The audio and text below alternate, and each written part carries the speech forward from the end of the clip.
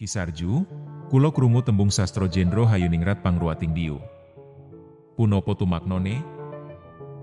Dirjo, tembung kui dudu mung kawruh, nanging dalan urip.